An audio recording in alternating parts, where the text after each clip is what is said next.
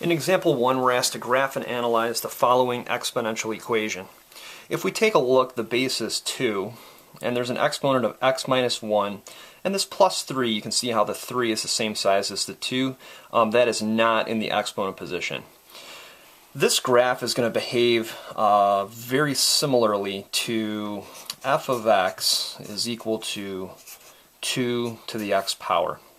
Remember that f of x is equal to 2 to the x power. If we make a quick little diagram here, or at least draw a quick coordinate system, we can go ahead and graph what we think that's going to look like.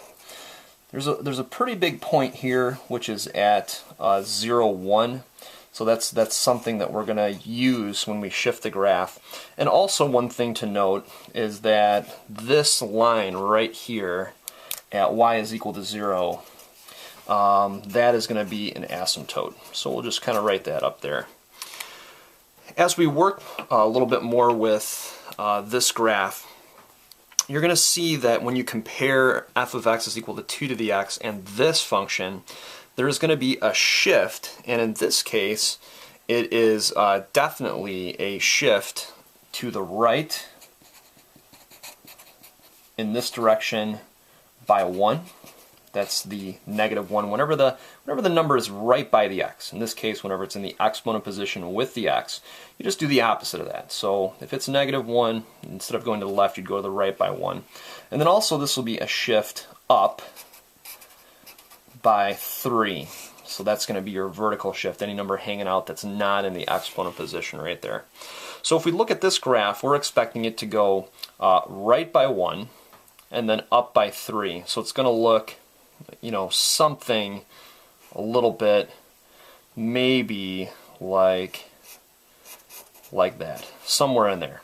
So this point right here is going to go right 1 and up 3. And actually, I probably should have drawn that a little bit more like this, because this asymptote is going to shift up as well. So before we even get started here, one thing that we can do is we can start to state some information that we do know, which will help us quite a bit when we graph. So the asymptote, we said shifted up 3. For f of x is equal to 2 to the x, its y is equal to 0. So if we add 3 to 0, we'll get 3. And as a matter of fact, we can even go ahead and draw that. Now remember that an asymptote is not part of the graph. It's just a helper line. It's what the graph is going to get close to. And we know the shape of it is going to look like this one in red, and then kind of like that one in, well, hopefully more like the one in purple up here without this guy. So as we decide what to do with this point 0, 1 also, you'll remember that our shift is right 1, up 3. So this point would normally be right here on the red graph, and we're going to go right 1 and up 3.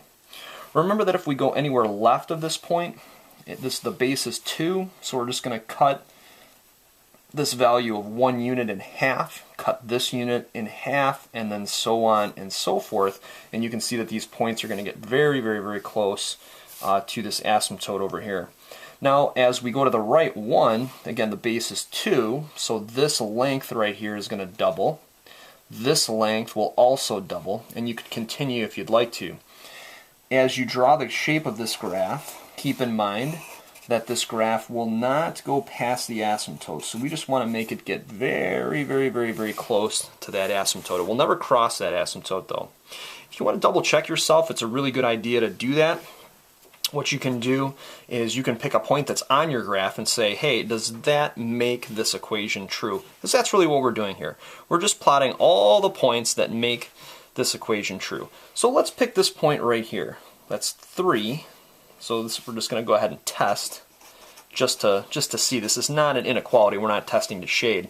We're just testing to see if we've drawn the correct graph. So it's right 3, and then it's up 1, 2, 3, 4, 5, 6, 7. So the 0.37 should work.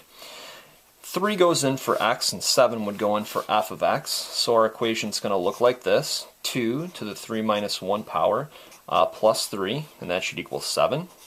So if we use our order of operations here, we're going to deal with this exponent first. 3 minus 1 is 2. And we've got 7 is equal to 2 squared, or 4 plus 3.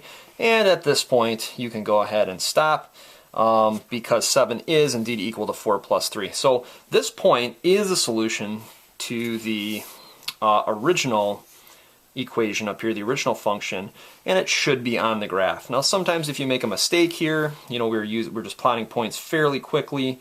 Maybe you forgot the base was 2, maybe you were doing a base with 3, or whatever happened.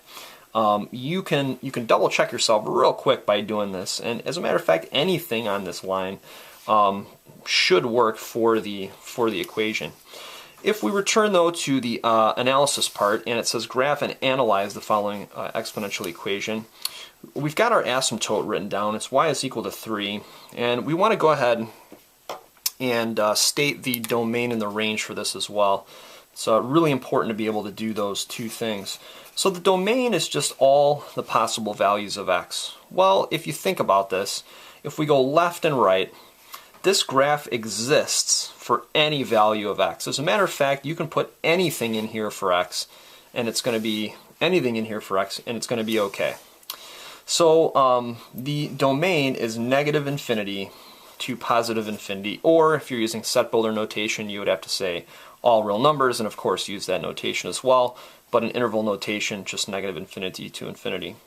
The range is a little bit different than the parent function here, which is f of x is equal to 2 to the x power. Recall that that one was from 0 to infinity, not including 0, but this graph does not exist anywhere below y is equal to 3. As a matter of fact, it won't even get exactly to 3. There's no way for you to do that. You can take a look at the equation and see what's happening, because as you substitute in values of x that are more negative, the only thing that's going to happen is this part of the equation is just going to get super tiny and get close to, but not equal to 0. But you're always adding 3. So there's no value of x that you can substitute in that would make this value negative. Therefore, the entire equation will never go below 3. So to write your range, we're just going to take a look at our vertical shift, which is up 3, and we're going to start there. So that's 3, comma infinity for the range. The graph will never go below 3. Matter of fact, it can't even get to 3, but it does continue up to positive infinity. Once again, there is no vertical asymptote. You can make this graph, or you can plug any value in for x for this graph, and it will work. It's going to be a large value, but it will work. So even though it looks like this graph might be kind of approaching an asymptote, it will keep growing and growing and growing, and you can pick any arbitrarily big value of x, and if you substitute that in, this value is going to be very big as well.